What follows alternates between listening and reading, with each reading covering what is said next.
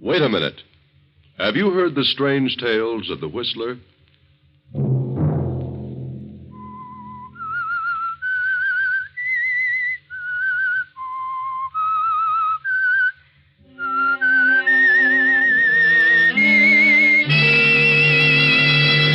I'm the Whistler. I didn't steal the money. I just wanted to use it for a few days. I was going to put it back, but things went wrong. Now there's going to be a change of ownership. That means an early audit. Sunday night, and again, CBS presents The Whistler.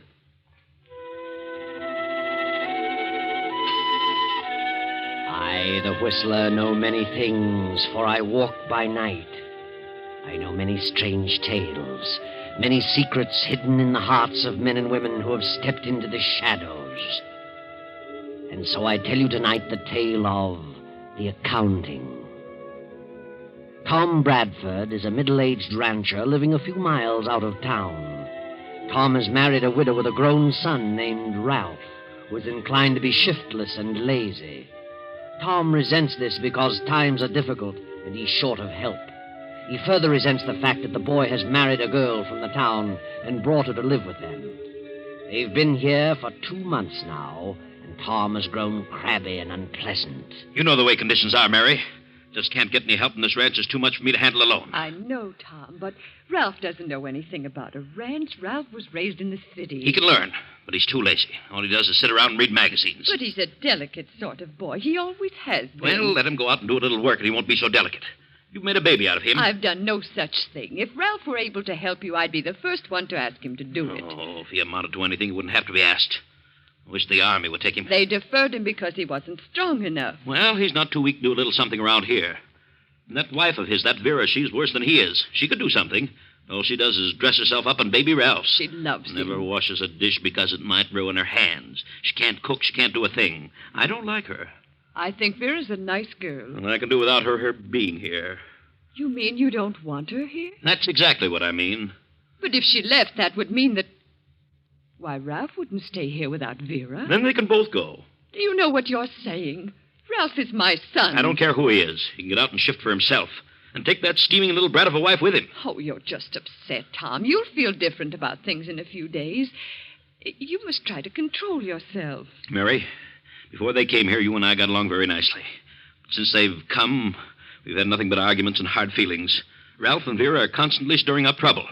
Naturally, you take Ralph's side. You can't see his faults because you're his mother. But at the same time, you're his worst enemy. Tom, how can you say such a thing? I know what I'm talking about, and I've made up my mind they've got to go. Go where? What will they do? Well, let Ralph figure it out. Let him get a job. A job? What can he do? A lot of things. He's not that helpless. Oh, but Tom, please, you don't understand. I understand, all right, and that's final. He and Vera can get out in the morning. Very well. I'll tell them. And perhaps I should go, too. Is that what you want? Oh, now, don't be ridiculous, Mary. I didn't say that. I thought you loved me. I never dreamed you could be like this. I'm not being mean, Mary, and I don't want to talk about it anymore. You going to tell them, or shall I? Yes, Tom, I'll tell them. Very well. I'm very tired. Good night, Mary.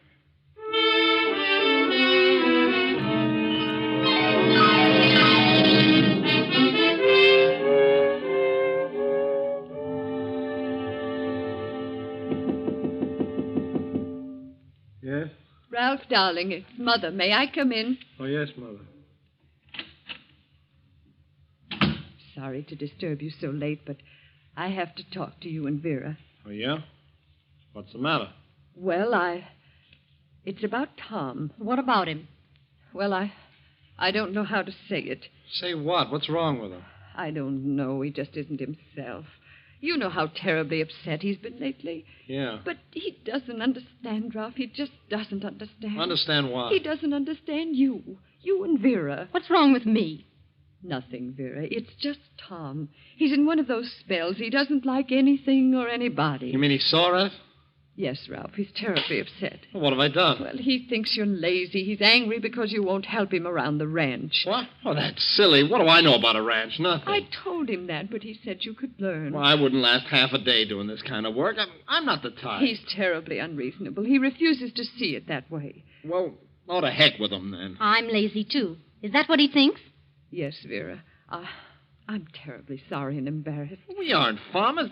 I'm not going to let Vera tend those confounded chickens, and I'm not going to milk any cows. Ralph. What does he think I am? Please, Ralph, don't get excited. Well, if he feels that way about me, I'll get out. What? You'll do no such thing. We'll stay right here till I get ready to leave.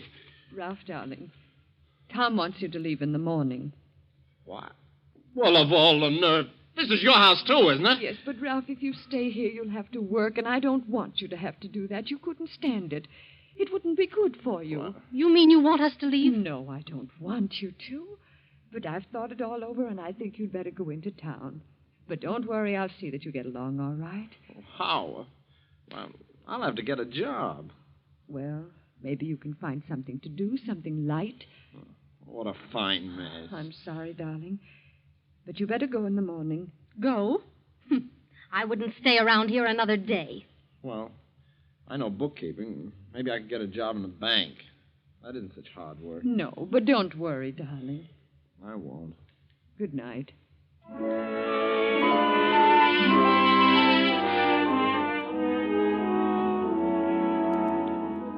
The next morning after breakfast, Ralph and Vera leave the ranch and go into town. A few days later, Ralph obtains a job in the bank. Then, after a month or so, he is promoted from the adding machine to the teller's cage. Now, 2 months more have passed, and the young teller in the next cage steps into Ralph's compartment. Busy, Ralph? Huh? Oh, no, Herb. I was just... How are things going? All right, Herb. Yeah? Seem to be having some trouble, Ralph. Trouble? What do you mean? Oh, I don't know. You looked a little worried. I thought maybe you were having a bit of difficulty making things balance. What do you mean? No, I'm not having any trouble. What gave you that idea? Well, I've been off a few cents a couple of times, and believe me, I know what it means. Why, I've worked all night, several times, trying to find what happened to 2 cents. I know how it feels. Yeah? Did you find it? Well, I didn't find the 2 cents, but I found the error in my figures. Well, I haven't found the error in my figures. Haven't you? Well, that's good. What would be wrong with my books? Why, I didn't say anything would be wrong. I just thought you looked a bit worried. Thought maybe I could help you. I don't need any help. I'm quite able to take care of my responsibilities. Good. Glad to hear it. By the way, have you heard the news? What news? This bank is being taken over by a system and is to become one of its branches. You know what that means. No, what's it mean? It means a complete audit before the end of this month. That isn't very far away. About 15 days. Yeah? I just thought you'd want everything in order. I know I would. Yeah. Well, thanks for the information. You're welcome, Ralph.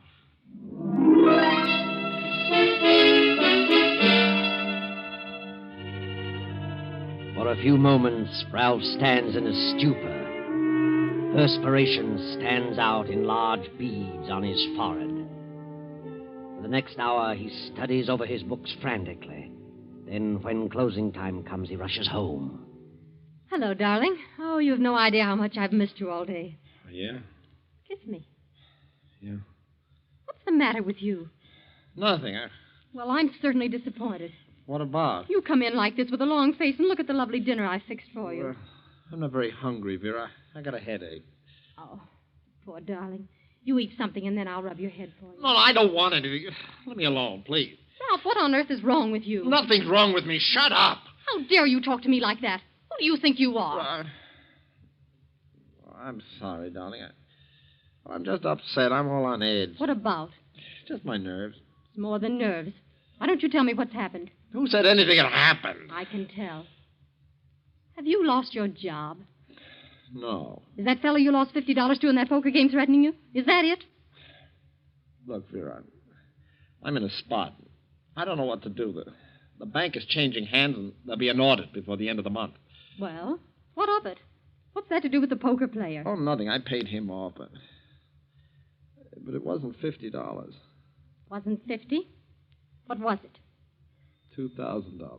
$2,000? I didn't lose it all at once, but I tried to make back what I'd lost, and I only got in deeper. Then if you lost $2,000, how did you pay him off? I borrowed it from the bank. How could you borrow $2,000 from the bank? I took it.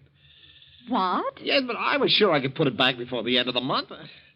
Now I'm worried. I don't know what to do. If I don't put it back before the audit, I'll get caught and sent to prison. Where are we going to get $2,000? I don't know, but there must be some way, some place to get it. How about your mother? She'd give it to you. Tom has money. He doesn't like us. No? Well, maybe we could make him like us. At least we could try. Let's drive over there. This is Saturday afternoon, and next Monday is a legal holiday. Let's drive over and see what we can do. All right. Least we can do is try. We'll go.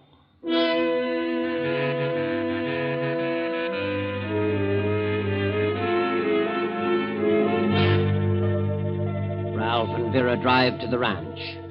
And as they go up to the porch, they hear Tom arguing in a loud voice with another man just around the corner of the house. They slip to the edge of the porch and listen. All right. All right, I'll tell you what I'm going to do. I've given you all the time I can, Miller. You've been on that piece of land for 2 years now, and you haven't paid $1 beyond the down payment. I've tried my best to make it pay. I've worked hard. Oh, you haven't done a thing. You know what you are? You're just one of those lazy subsistence farmers. Just grow enough to eat and let it go at that. That's a lie, Bradford. Oh, is it? I'm foreclosing tomorrow. There's a lot of money tied up in that land, and I need it. Well, so have I. Every cent I have is there. I want you out of there by tomorrow. But look here. My wife is sick. I can't leave now. I won't. Oh, can't you? Won't you? Well, you'd better be out by noon, Miller. Well, you just try it. I just as soon kill you as look at you. What did you say? Get out of there. Get out of there! I'll go. But you just remember what I said. Wow. What do you think of that? Come on. Let's go on in and talk to your mother. Tom's going to have a stroke one of these days. He's been warned about those fits of temper. Might be a good thing for everybody if something did happen to him. Yeah? Maybe so. Oh, hello, Ralph, darling. I didn't expect you down today. He has an extra day off, so we thought we'd come down. Did you hear Tom arguing with that fellow Miller just now? Yes, I heard them. Tom better not play around with Miller. He's a tough-looking customer. Tom gets worse every day. He rants and raves at the least little thing. Hasn't spoken to me civilly for weeks. I can't stand it here any longer. I'm glad you came because I'm going back with you. Going back? Leaving Tom? I've got to. He's unbearable. Oh, but, Mother, you can't leave him. That is, not just now. Why not? Well, you've got to put up with him for a while longer because Why don't you tell her, Ralph? Ralph, what is it? What's happened? Ralph is in trouble. He needs some money. Oh, darling, what's happened? Tell Mother. Well, I borrowed some money from the bank. I have to pay it back before the end of the month. How much? $2,000. What? Good heavens. Well, if you can't pay it back now, they'll have to extend it. They can't do anything else. Oh, yes, they can. They'll send him to jail. You see, they didn't know I borrowed it. Ralph, darling, you mean you stole it? No, I didn't steal it. I was just wanted it for a few days. I was going to pay it back, but things went wrong, and now there's going to be a change of ownership, and that means an audit. He's got to have the money right away. But what can I do? I haven't any You've such... got to get it from Tom. You've got to. But Tom needs every cent he has to hold on to this place. Well, you can ask him. You've got to do something. Do you want Ralph to go to the penitentiary? Oh, good heavens, no. Then hurry up and talk to him. But what'll I say? Oh, you'll think of something. Go on in and talk to him. But do you think this is the time? Well, I'm desperate. I need that money in one way or another. I'm going to get it. Oh, yes. Yes, darling, don't get excited. It isn't good for you. I'll talk to him now. He just came in the back way. We'll wait in here. Yes, all right. Oh, Tom, look at your face. It's flaming red. Huh? You shouldn't let yourself get so worked up over things. Miller's a lazy, good-for-nothing fool. Well, he knows I mean business. He'd better be gone by tomorrow noon. Oh, he'll go. Don't worry. Huh. Even threatened to kill me. Please, Tom, forget about it. Come on, dear, sit down. Your lunch is ready. Don't really need that land. Just that I can't tolerate shiftless, irresponsible people. That place is worth $5,000. Miller paid $750 down, been on it 2 years, and hasn't paid a dime since. Tom, dear, I need some money. Yes? Well, that's not unusual. Hand me the checkbook. By the way, I've got a list of things you can get from me in town. How much do you want, Mary? I want to borrow some money, Tom. Since when do you have to borrow money? Well, I want to borrow it. Well, that's ridiculous. Borrow it. Huh. Now, how much do you want? $2,000. $2,000? Are you crazy? No, Tom, I need $2,000. What could you possibly need that would cost that much? You certainly have everything that... Wait a minute. What are you getting at, Mary? Please, Tom. Please lend it to me. I'll pay it back, I promise. How? Just how would you pay it back? You have no earning capacity. Well, I know, but Ralph has. He could Ralph? pay... Ah, I thought it was something like that. What's he got up his sleeve? He needs $2,000 right away. Oh, he does. Well, what for? What's he done? Why, nothing, but he has an opportunity to... Well, it's a business proposition. Do you expect me to believe that? What's he done? Something at the bank? He... Well, Quit stalling. Did he borrow from the bank and forget to tell them about it? yes. Oh, Tom, please let me have it. They might send him to jail. Jail? Oh, no, not Ralph. Why, he couldn't stand it. Please, Tom, please. He's so young. He didn't realize what he was doing. Let him go to jail. Maybe they'll teach him that the world wasn't made for him alone. Oh, you don't mean that, Tom. Don't I? I knew he was no good from the first day he came here, and that snip of Avera's worse. She probably put him up to it. Please help us, Tom, please. I wouldn't give a dime to help him. He belongs in jail. As far as I'm concerned, that's just where he'll go. Oh, Tom, please. Jail to him. Tom, listen to me.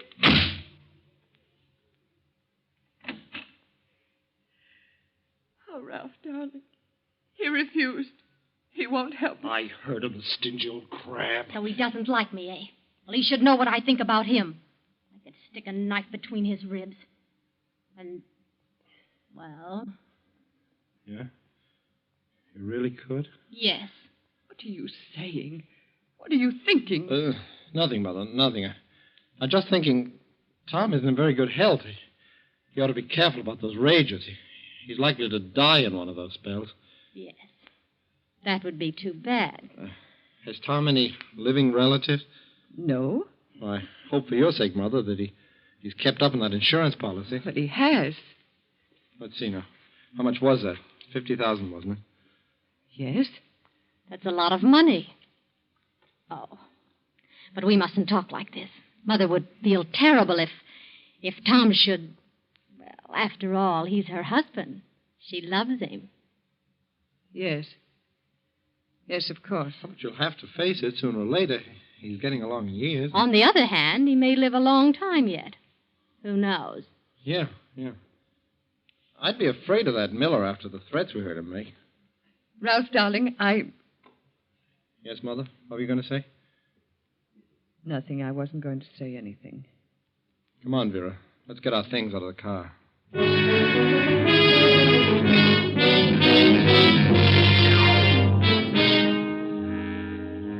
Tom goes into town and arranges for the eviction papers to be served on Miller. He returns late that evening and goes straight to bed. The night passes and morning comes. Tom, being an outdoor man, is usually up before sunrise. But this morning only Mary, Ralph, and Vera appear for breakfast. Finally, Mary, becoming worried, goes to Tom's room and knocks. He does not answer. She opens the door and screams in horror. There on the bed lies Tom, stabbed in the heart. Well, he's been dead since about midnight. Bedroom window was open, but we can't find the weapon. Why, he probably took it with him, Sheriff. Who? Well, that fellow Miller. He must have done it. How do you know that? Well, he was here yesterday afternoon, and he and Tom had a terrific argument. Tom was evicting him, and Miller threatened to kill Tom. Anybody else hear him say that? Yes. I heard him. So did I. Yeah, then it looks like Miller's our man. We'll get over there right away before he has a chance to skip. Come on, Bill. Oh, Ralph. Ralph, darling. No, Mother. You better go to your room and try to rest. Yes, Ralph. Certainly hope they catch Miller. Do you think they can pin it on him? Without any evidence? Well, certainly. You heard what the sheriff said. Miller's threat's all they need. You think Miller did it, don't you? Why, of course I do. What a silly question.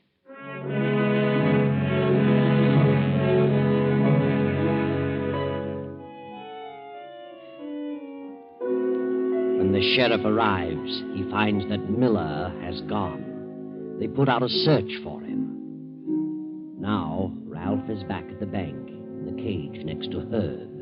Well, Ralph, they haven't found that fellow Miller yet. No? Well, they'll find her. Do you really think it was Miller who killed your stepfather?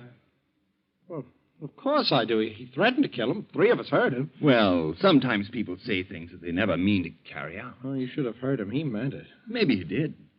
But that doesn't mean he did it. What are you talking about? Oh, I was just thinking. Yeah?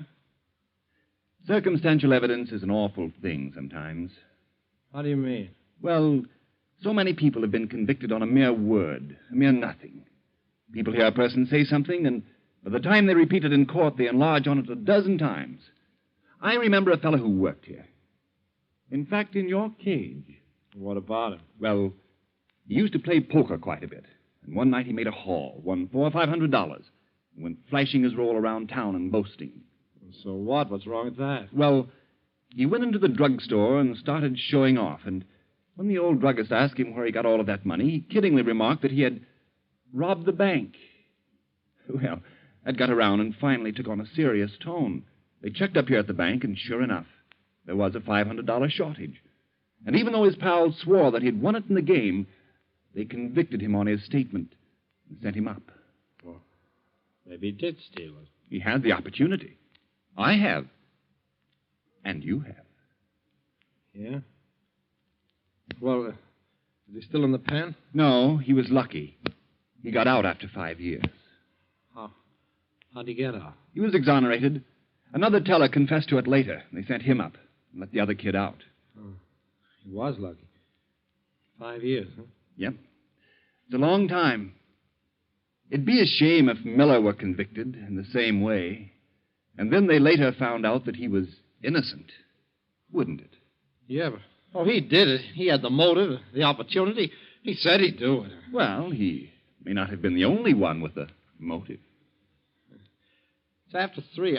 I'm going to run along. See you in the morning, Herb. So long.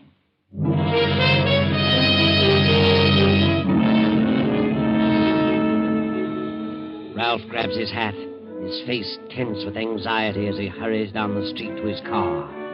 He drives quickly to the ranch and enters the house. Standing in the middle of the room is the sheriff. Hello, Ralph. You're just in time. What? In time? How long have you been here? Just drove up a second before you did. Well, what do you want? Did you find Miller? No, not yet, but they will. Oh. Well, you certainly got a case against him, all right. He won't have a chance. I wanted to ask you and your mother and your wife a few more questions. Yeah? Well, all right. What do you want to know? We got a message from someone in town saying that Miller was seen at the gas station about 7 o'clock on the night Tom Bradford was killed. Well, so what? Maybe he was. They checked with the attendant. He said Miller had his car packed, had his family, and headed out of town in the opposite direction. Well, maybe he circled around and then came back. No. He couldn't have done that. Why not? Because he wouldn't have had time. He was seen in the next town an hour later, still headed east. He wouldn't have had time to get that far if he'd circled back here. See what I mean? Yeah, I see. But he must have come back. Not unless he flew. And that isn't probable. But there must be some explanation. He must have gotten here some way. Maybe he killed him earlier. Maybe that's it. Say, that's right. No. We can figure the time of death closer than that. It was near midnight. That's definite. I see. Well, who told you about this? Who sent you this message? We don't know.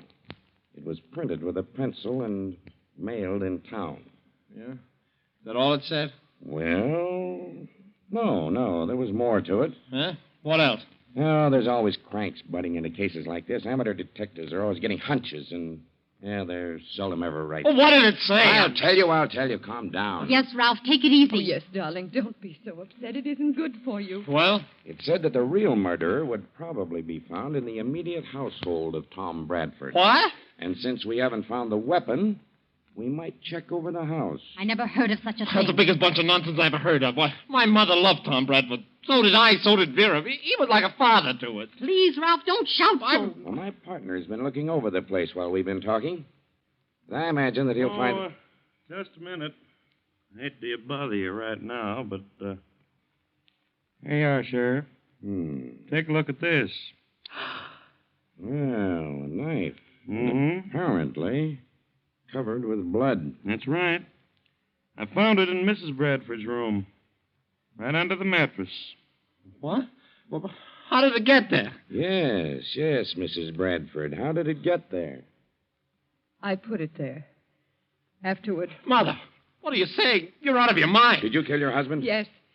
Yes, I killed him. No, she did not. She couldn't I killed him, and I had a good reason. I hated him. He was cruel to me, and he hated Ralph. I couldn't stand it any longer, so I killed him. She's lying. She didn't do it. She ought to know. We know Miller didn't do it. You can't do this, Mother. I know what you're trying to do. What's she doing? She's trying to protect me. She thinks I did it. Thinks you did it. Mother, do you realize what this means? Tell him the truth. Tell him. I did it. I killed him. The knife is from my own kitchen. I did it, and I'm glad. She's crazy. She couldn't have done it. Why not? Because I killed him. She's trying to protect me. Ralph, what are you saying? I did it, I tell you. I ought to know. I had a better motive than she. What motive? I'll tell you that later. I don't believe you killed him, Ralph. You're trying to protect your mother now because you know she did it. I did it, I tell you. I did it. Well, that's enough for me. I believe her. But we'll soon find out. We'll check the fingerprints on the knife. That won't prove anything. Why not? Because I used the glove. Mother must have taken the knife from the body and hidden it, thinking that I'd slipped up. That's just so much talk, and you're just shooting in the dark. Come on, Bill. Let's go back to town and do some checking.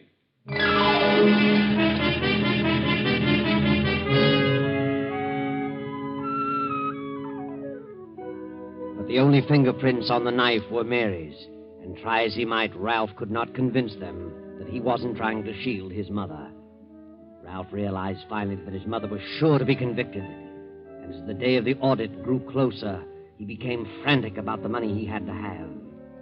On the day his mother was sentenced to prison, he visited the attorney.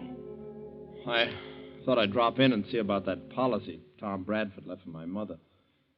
Quite a few things to be taken care of, you know. Well, I'll tell you, Ralph. That policy would have been paid long ago, but there are certain technicalities in this state regarding insurance. What's that? We had to wait till the finish of the trial. Well, why? She's the beneficiary. She's entitled to insurance. Not here. If the beneficiary is convicted of killing the insured, the beneficiary cannot receive the proceeds of the policy. The same is true as to Tom's farms and other property. What? What about me?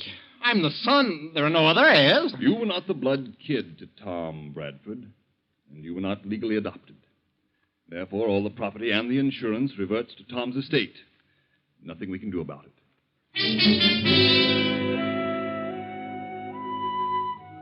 Well, Ralph, there you are, holding the bag. Now you've got to face the music at the bank. With all your scheming, nothing was gained.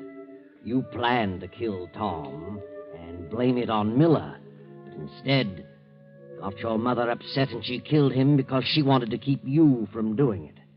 That's what you believe, Ralph, but you're wrong. I know. Your mother didn't do it. She found the body and removed the knife, thinking you'd slipped up. It was your dear little wife, Vera, who did it, and she'll never tell. But she'll pay for it later. I know.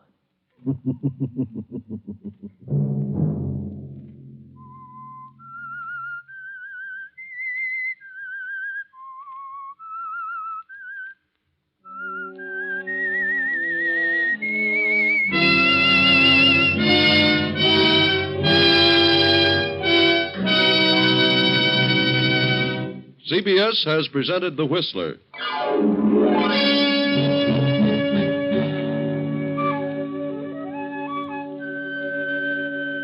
Original music for this production was composed and conducted by Wilbur Hatch. The Whistler is written and directed by J. Donald Wilson and originates from Columbia Square in Hollywood. I, the Whistler, will return to tell you another interesting tale. Good night. This is the Columbia Broadcasting System.